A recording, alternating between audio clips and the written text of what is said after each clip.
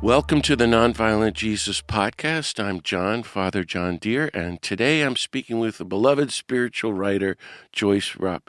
This is a project of beatitudecenter.org, where you can find many other podcasts and regular Zoom programs on the nonviolence of Jesus and practicing nonviolence and working for a more just, more nonviolent world. So let's begin as usual with a little prayer, and I just invite you, wherever you are, just to take a deep breath and to relax, and let's all recenter ourselves. And I invite you to enter into the presence of the God of peace who loves you infinitely and personally, and everyone everywhere too. And let's welcome the risen nonviolent Jesus here with us. Just take a moment to ask for whatever grace we need to follow the nonviolent Jesus more faithfully and do God's will. God of peace, thank you for all the blessings of life, love, and peace that you give us.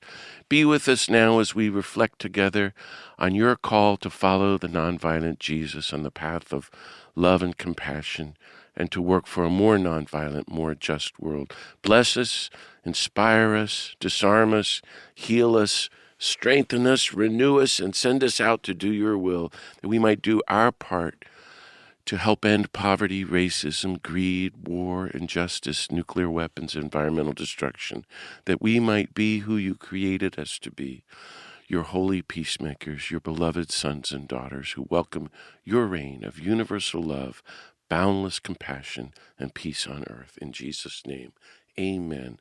It's a great blessing to welcome the beloved spiritual writer, Joyce Rupp, today here to the Nonviolent Jesus Podcast. She's coming to us from Des Moines, Iowa, a spiritual guide, internationally known retreat leader, and conference speaker.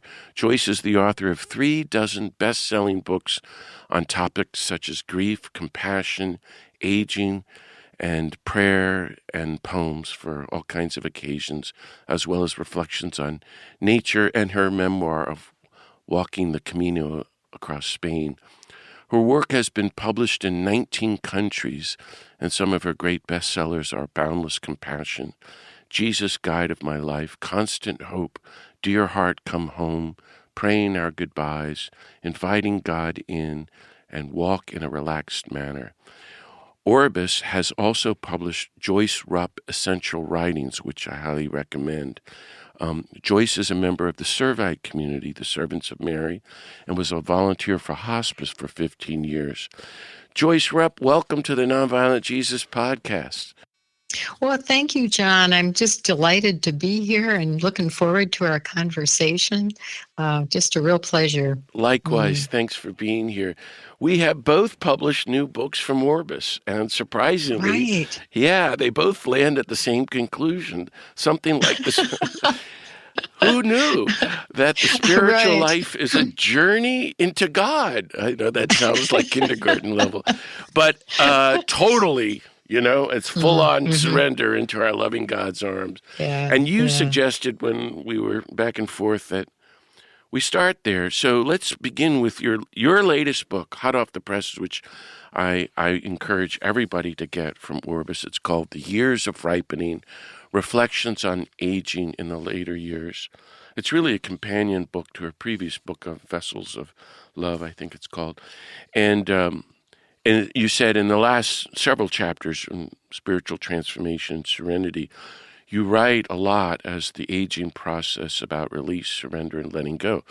And by the way, as I wrote you, our friend Ron Rolheiser, who'll be on next month, he has a new book out, and it's on the same things. So something's in the water. The spirit's around? Yeah. And that's what I wrote about in my book, Universal Love, which is... And it's all due to the pandemic and turning 60, I think, Joyce. I'm 66 now, but letting go and surrendering to God and discovering not just new levels of trust, but actual deeper peace in the letting go and therefore new levels of God. And then I try to write about the political implications of that.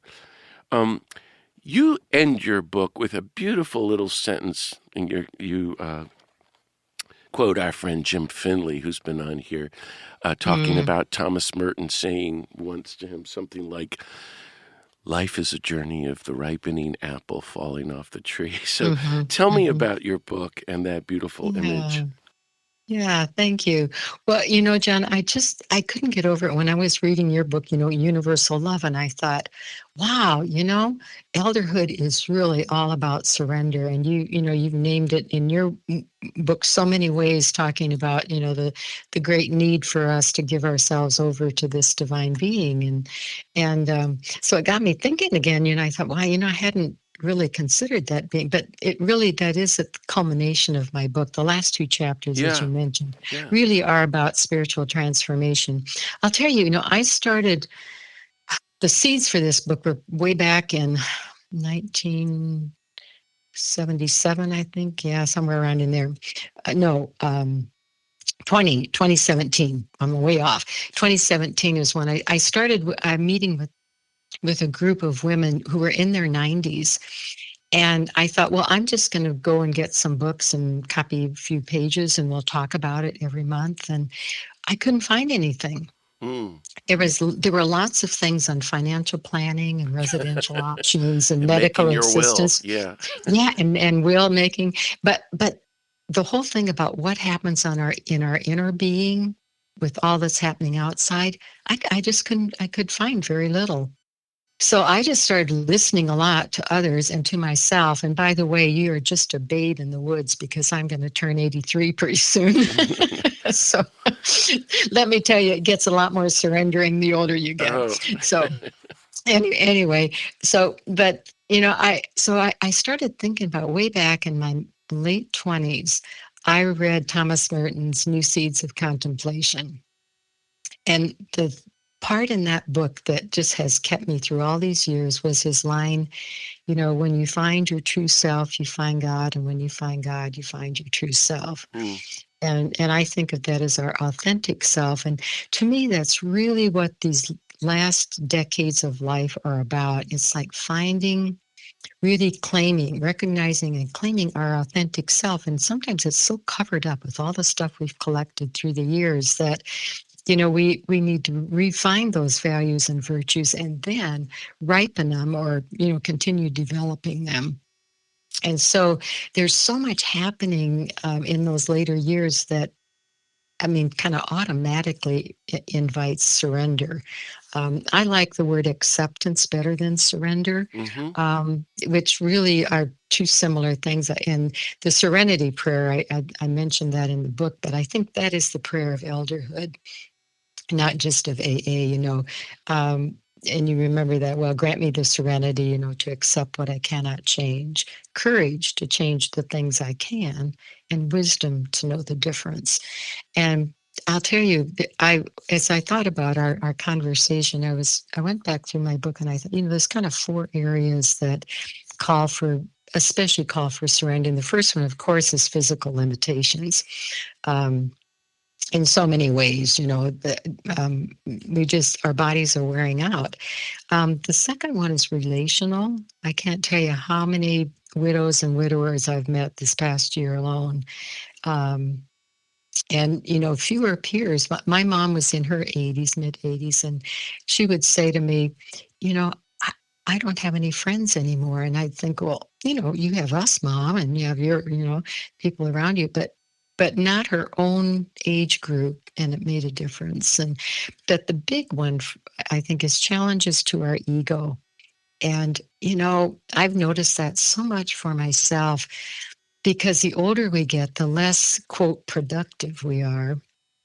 The focus isn't on success and, there's not that esteem and recognition and really older people are basically ignored, and not paid much attention to. And I think that's really good for the ego. People say, well, we should appreciate our older people. And I agree with that. But I also think maybe they're giving us an opportunity, to, to grow spiritually. And of course, the last one's questions about our faith. And I think that ends up really surrendering to mystery because we cannot intellectually figure all of that out. So the whole thing, and you say this in different way in your book, but the Hindus, their final stage for the stages of life is called the ascetic. and the ascetic is stripped of down to the bare minimum, and they really have to ask for a lot. The ascetic, kind of goes out and begs for food, and um,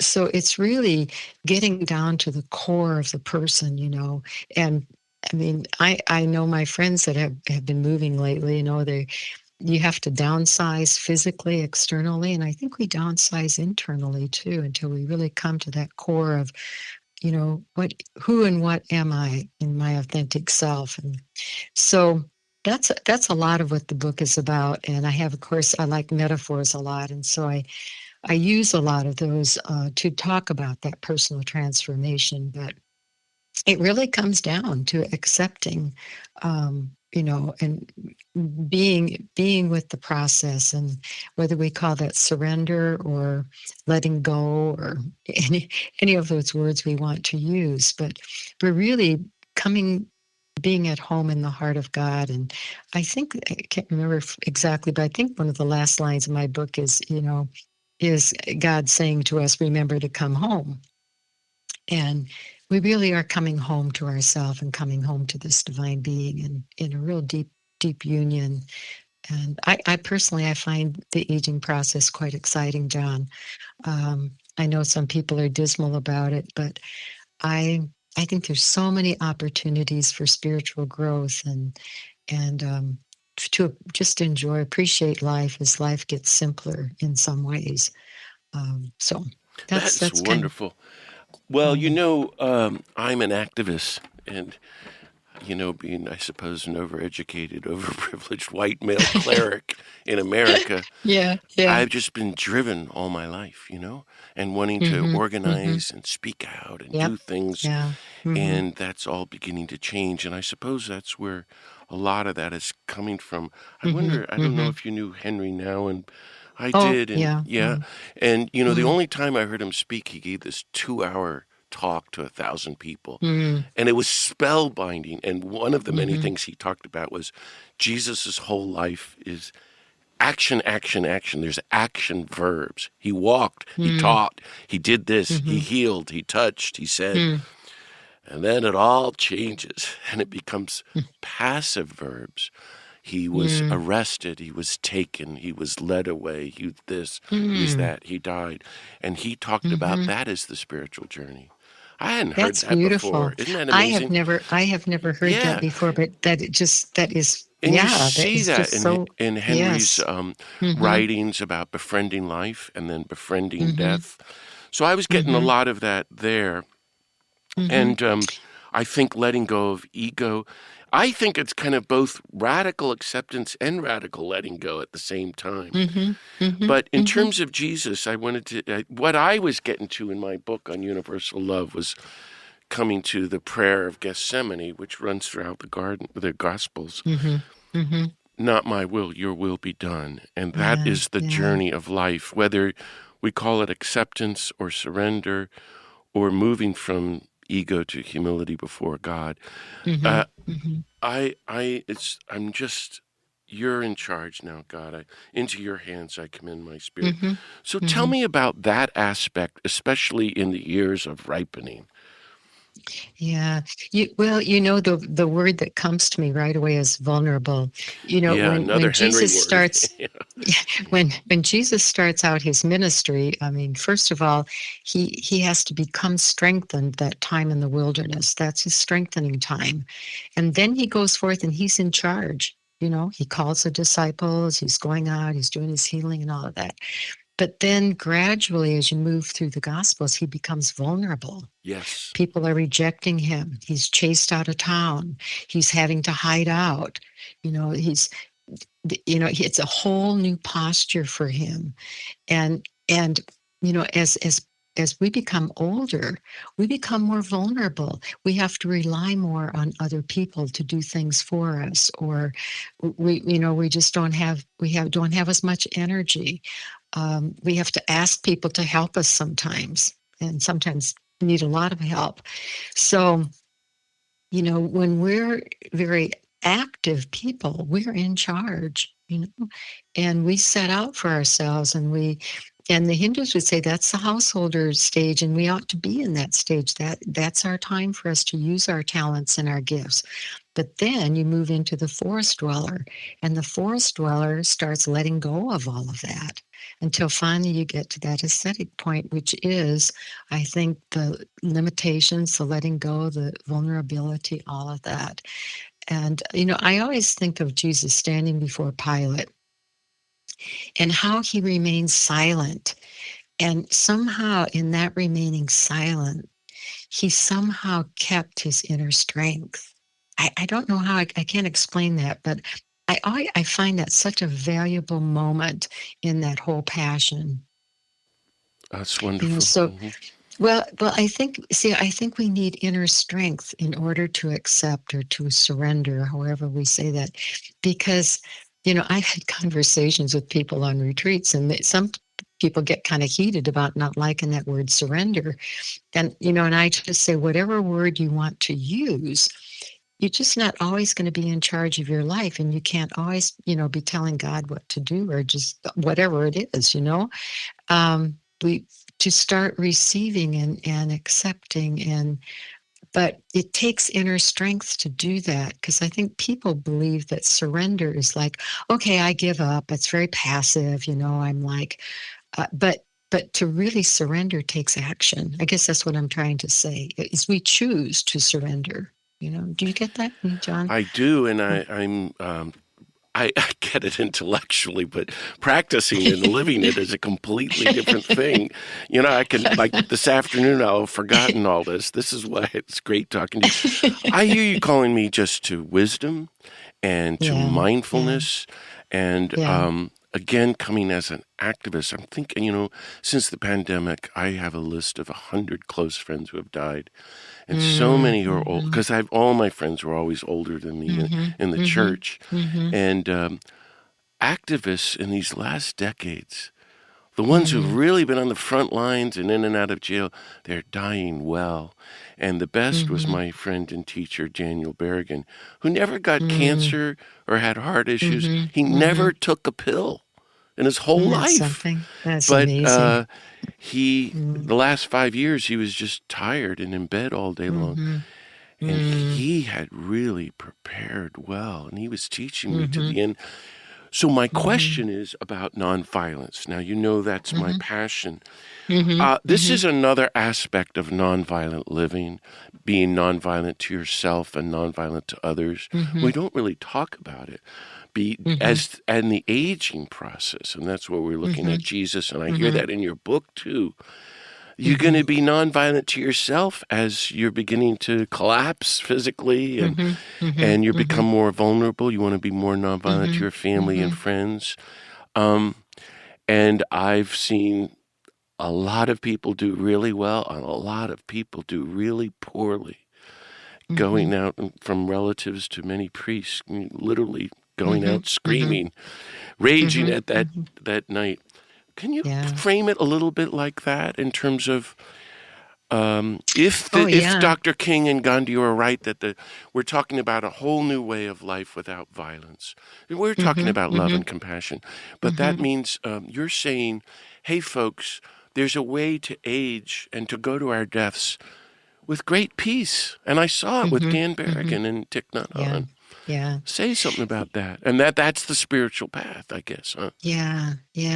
Well, see, that whole thing about armoring our heart and armoring ourselves against life. And you're right. I have known older people that become grouchy and irritable and angry and resentful. And it's that they're armoring themselves. They cannot accept the fact that this is part of the process of living and dying. But there are other people who are gracious, as you mentioned, Daniel Berrigan and how he did that. That they go, and my mom would say, go with the flow. You go with what is happening instead of fighting against it. But, I did a section in the Years of Ripening on self-compassion, because that is, and I also do that in Boundless Compassion book, because we have to start with self-compassion. If we do not have good self-compassion, we will not be compassionate to other people. And so how to be kind to ourselves, not just in the physical realm, but I mean, in all ways, like treating ourselves, that love your neighbor as you love yourself. If you don't care about yourself, you're not going to do so great with your neighbor either. So I think, first of all, that self-compassion is really important. Uh, so, that whole thing, though, and I find for myself, from time to time, I will have to say to myself, Joyce, don't armor your heart against him. Because I find that, it's like you just kind of build up this little, I want to protect myself, or I want to, I just give you an example of how that happened not long ago. About 2 months ago, my website was hacked, which was a horrific experience. And, it was just, everything was discombobulated, and it was just a mess. It took about 6 weeks for it to get all straightened out. Well, the first couple of days, I was just so angry at whoever did that. And I thought, this is just so mean and what, rah, rah, rah. And, and so my last email, the newsletter, was something that I probably challenged a few people about what's happening in our country. And I thought, well, they just got angry enough. And that's what they did. But anyway, after a couple of days, I thought, I have to remember what I teach about compassion. And so I deliberately, I chose to accept not what happened, in the sense that I did not want my website to be hacked, but I chose to accept that I now had to deal with it and had to move on with it.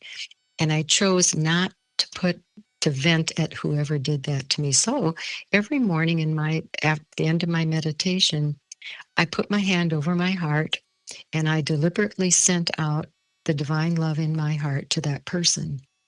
And I did it without any strings attached. I didn't say, make that person feel better or no better. Or I just said, no, I just want that person I want this love to reach that person.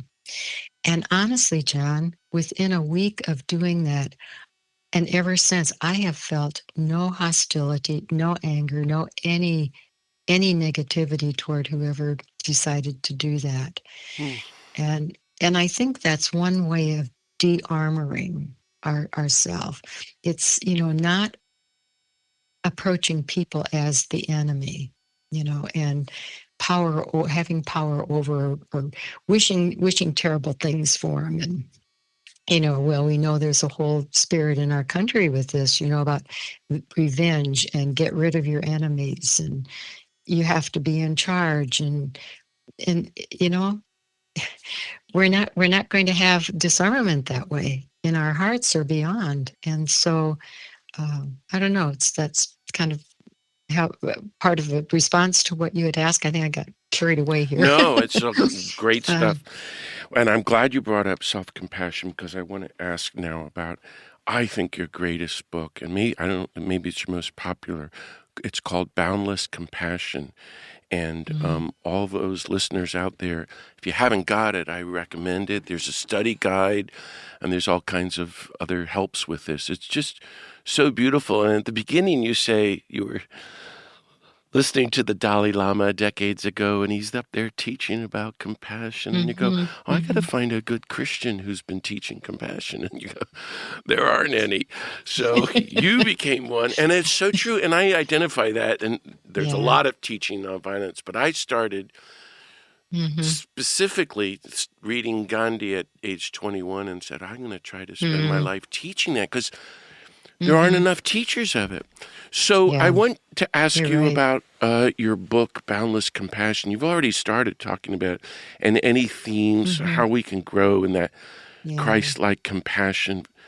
But it's the compassion to self, compassion to neighbor, compassion to the children in Iran and Gaza and Lebanon and Congo and South Sudan who are being bombed today, but the whole human family. And then you keep widening it to the creatures and Mother Earth. So teach us something about that. Yeah.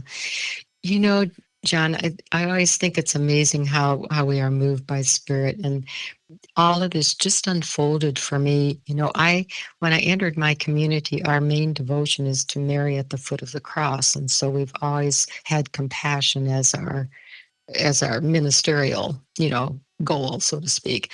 But my whole sense of it was always, okay, so compassion is, being caring for someone who's ill and dying. Compassion is, being concerned, about people throughout the world. But it was very much of, which is all very true, was, being with people who are hurting. What I didn't realize until I did graduate studies out in Boulder at Naropa, the Buddhist university. Mm-hmm. And I was astounded at all the teachings in Buddhism about compassion. Amazing, And weren't they they? didn't start with, the actual, being with it. It starts with what happens in the mind, and it starts with our attitude toward people. And that was just so opening for me that, I have to be aware, first of all, of what am I thinking and what am I feeling about other people before or along with what I'm doing, actually being a compassionate presence. And so it just all kind of came together for me. And at the same time, because at that time I really couldn't find very much that on Christian books that were specifically on compassion. So I just went back and I kept praying through the Gospels again. And I saw over and over how you have to read the totality and pray the totality of a gospel to get the full compassion of Christ, and so but all of that, so I began seeing, and so I started talking about the 3 A's: awareness, attitude, and action. And awareness is that whole area of mindfulness, that I've got to be mindful, I've got to discern, be aware of what's happening inside of myself. And out of that, and then comes the action part of it. But the seeds then, and I call them seeds, like they're how we grow compassion. And there are 4 seeds. There are 4 seeds. Non-judgment's the first one. The second one is nonviolence. The third is forgiveness, and the fourth is mindfulness. And I'll tell you, the one that really I've had to work the hardest on is nonviolence. And because when I started putting this whole program together, I realized that I had to bring in all kinds of dimensions, and one of very significant one is neuroscience, Mm-hmm. because a lot of violence happens because we stay in our reptilian or our instinctual brain, and we never move beyond it to the neocortex, which is the newer part of humanity's brain. So what I can be driving on the freeway and someone cuts in front of me and just about hits me, and my instinctual brain immediately gets angry, hostile, wants something terrible to happen to that person. And then I have to go to my neocortex, which is the frontal lobe, and that's where I can think, and I can figure things out, and I can process. So then I pause, and I might look at that and say, well, that person must really be in a big hurry, or maybe that person just has never learned how to drive, or, but I, I let go of my violence in my heart that I feel, my mind and heart that I feel toward that person. And I cannot tell you, that has helped me over and over and over again, John, to be more compassionate. And compassion meaning I try also to get a sense of what's happening for that other person. And that's that non-judgment part of it. It doesn't mean that there aren't terrible people doing terrible things, but I I don't use my energy for that. I use my energy to stand up for justice and for what is right. And, you know, I love the writings of Greg Boyle. And, he does this so well. He will be in a situation there's so much violence, and he somehow threads through that to find where can I move toward what is good, what move toward justice. Um, I find that for compassion, and so then, once once I'm aware of my judgments and how hostile or however I'm feeling inside, then I eventually have to move to some forgiveness, or I'm not going to be a peaceful person. And all of that is in the teachings of Jesus. Every bit of it's there. Uh, forgive your enemies, do good to those who hate you. All of those, and all the parables that he taught.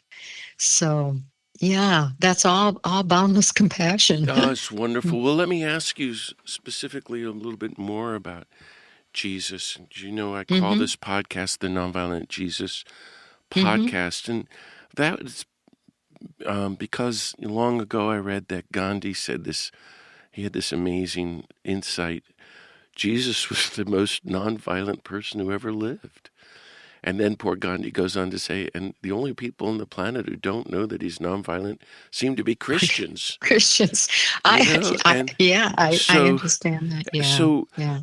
when I read the Gospels, I'm always amazed by his spectacular, creative, but then daring and active and political and downright illegal nonviolence Mm-hmm. and Mm-hmm. compassion. His Mm-hmm. compassion was illegal. He could have been just associating with some of the women he was with, not to Oh, mention for sure. lepers. Mm-hmm. He could have been Yes. killed.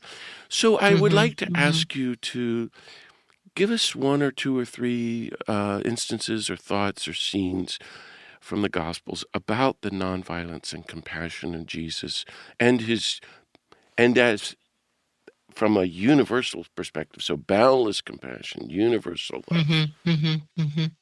You mentioned women. I have always loved the passage of the women who had the hemorrhage, and how she reached out and touched the hem of Jesus, which was so illegal and so wrong. And so, as you said, you know, he could have been condemned for that, for calling her forth, and for being with her, and all the customs that were around that at the time, the social customs and behaviors that were there, um, that he had this kind of love, that he was brave enough. I think he was very courageous, that he was brave enough to go ahead with that action. And I love the parable of the prodigal son, Mm-hmm. because instead of condemning this person, his son, who went away and, you know, was such a rascal, to put it mildly, when he comes back, that line of the father, he ran out to meet him. He didn't stand on the porch and wait and say, "Come on in," and apologize, but he ran out to meet him. And to me, that is how we meet people on the margins. You know, that people that they're not feeling good about themselves, first of all, because they've been rejected and society doesn't think much of them, but running out to meet them, going to the margins to be with them. That's another one that I really value a lot. But I wrote 3 Lenten books on Jesus. Jesus, friend of my soul, companion in my suffering. And the third one is guide of my life. I could write 10 more books about Mm-hmm. Jesus, because praying and reading through a whole gospel, and I saw over and over again how he did not respond violently. No, He gosh. stood up to systems, you know, and Yeah, and one of my favorite lines is, "Peter, put your sword away," yeah. because in that moment Jesus is so vulnerable. Death is imminent. He's scared. He knows what's going to happen to him, but he's not going to say to them, "Do as much fighting as you can. Get me out of here," and all of that. I mean, there's such royalty about Jesus at that moment. I think that he has within him that strength I mentioned earlier, to be able to be there in that situation and not be violent. It takes a lot of strength to not be Yeah, violent. you You'd know, think it'd be the opposite, but it takes a lot of strength. right. Anyone can be violent. It's Mm-hmm. very hard to be really Mm-hmm. nonviolent. Gandhi wrote that Mm-hmm. consistently throughout his whole life. I love that. I mean, for me, that's the ultimate scene. I call it the last words of Jesus to the church. Let's say he's got 50 men and women around him. He's in Gethsemane, and Peter takes Mm-hmm. up the sword and he says, "Put down the Mm-hmm. sword." And lately I've been thinking, Mm-hmm. well, he's probably got 100 Roman soldiers, 2 in the morning, Mm-hmm. probably drunk, and Mm-hmm. they all have big swords, and they see one sword. Mm-hmm. Uh, there's going to be a massacre. And in about Mm-hmm. 10 seconds, if Jesus had not, Luke, if you read it really carefully, Luke says Jesus intervened. He like put his hands up, Mm-hmm. stop, no more Mm-hmm. of this, put down the sword, and he Mm-hmm. saved all of their lives. Because Mm. they're That's out of their beautiful. minds Mm-hmm. with fear and Yeah. they've been Yeah. sleeping, Yeah. whereas he's on his Mm-hmm. game, mindful. And you could just Mm-hmm. unpack this forever, and that's how aware Mm-hmm. he is. Mm-hmm. Well, I'd love to talk with you more about this, so we're going to have to, Joyce, I figure. Mm. But let Yeah. me end by Yeah. asking Mm-hmm. you, two questions. Tell me about yourself. What is sustaining you in this dark time that we're going through in our Oh, country and the world yeah. on your journey? And really, in many ways, Mm. our whole lives are a long journey of ripening, becoming the Mm-hmm. apple you say we're supposed to be. But then Mm-hmm. there is the fall Mm. to the ground, and God's going to catch us. But what's Yeah. Yeah. sustaining you and keeping you Mm. going? Mm. Yeah. First, John, I believe so much that we have to be faithful to our own inner journey.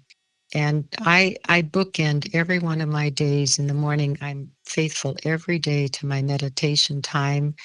And in my meditation, I have my own contemplative prayer, but then I have a couple of post-it notes, and I have names of a lot of people that ask me to pray for them. And I just name them at the end of my prayer time. I don't tell God what to do with them. I just name them, give them over to God. And so I start my day that way, and I end my day usually later afternoon and early evening, and I go for an hour-long walk in creation outdoors. And that is so sustaining for me. It's so peaceful, and I find a re-energizing there every single time that I'm there. So that's one piece of it. The other part of it is I think that community is absolutely vital, and we need to have kinship with people who can sustain us in our own beliefs and values and encourage one another. And I do have that's really helpful for me. And the other piece of it, and this is becoming more and more valuable, I guess, for me. I heard Rebecca Solnit in an interview maybe about a couple weeks ago, and I think the title of it was "The Heroes We Need Are Already Here." And who she talks about with the heroes are we, the people that, every one of us has the ability within us, if we come together, to change what needs changing in our world. And I thought Jane Goodall has said that for years about the climate, about the environment. And she would be interviewed and people would say, "Aren't you discouraged? Look what's happening." And she said, "No." She'd always say, "No, every single person makes a difference." And I really believe that. um, my own, if I just think about myself alone, it can get really depressing, like nothing's happening in this world. But there are so many, many, many good people. And I can't remember who. Paul Hawken is the name. Paul Hawken wrote a book that I often used when I was teaching Boundless Compassion. He did a research, and this has been in the late 90s, I think, of how many organizations and small groups were working for good in our world. And he found over a million organizations and small groups doing that. And that's been what, almost 26 years since then. I can only imagine how many more there are now. So we have to keep believing that. And John, you've written so much and taught so much on nonviolence. And you look around the world and think there's, is anything changing? But I think it is. I really do. I really believe there are more and more people that are against war, that do not want war, they're believing more in loving kindness and in the goodness of individuals. And that's where I want my mind and heart to go. I don't want it to go down and thinking everything's lost. So that's kind of it. Well, I was going to ask you for a word of encouragement, but I just think you gave it to us. So thank you. Oh, Yeah. I hope so. Right. Yeah, Right. yeah. But we just can't give in to discouragement, John. I think it doesn't get us anywhere. And I believe, even though it just seems things are really terrible right now, and they are, but one to one, person to person, I just know lots and lots and lots and lots of great people. And I it's really a do. lot more exciting just to keep going forward into boundless compassion and Hmm. universal love and gospel Hmm. nonviolence and leave the Hmm. outcome in God's hands and let God Exactly. do something with our little loaves and fishes. And that's what you And and I are trying to we're do. back to surrender, There John. you go. That's what I tried to tell you. We've come full circle. Thank you so much, Joyce Rupp, for Oh, speaking you're with me welcome, today. John dear. And thanks, friends, for listening to this episode of the Nonviolent Jesus podcast. You can hear more podcasts and find other upcoming Zoom programs at www.beatitudecenter.org. And there you can sign up to receive our free e-blast with news about upcoming podcasts and Zooms. Please tell your friends and coworkers about this podcast to help spread the word. And I hope you'll get Joyce's new book, The Years of Ripening, and my new book, Universal Love, both at Orbis. If you're on Substack, look for me at Father John Deere. So may the God of peace bless you all. Keep on following the nonviolent Jesus, working for a more nonviolent world, and stepping into the fullness of boundless compassion and universal love. See you next time.